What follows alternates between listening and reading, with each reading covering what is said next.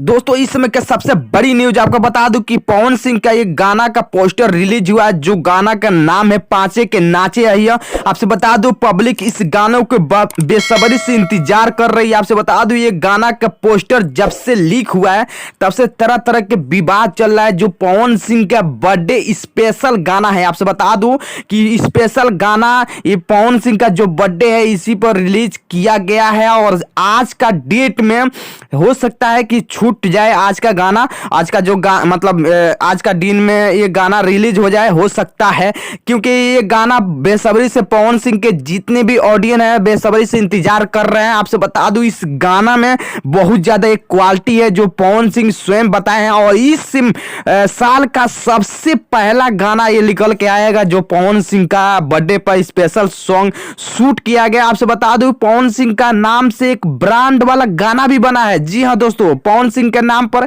एक ब्रांड वाला गाना है जिस गाने का नाम है हिप हॉप।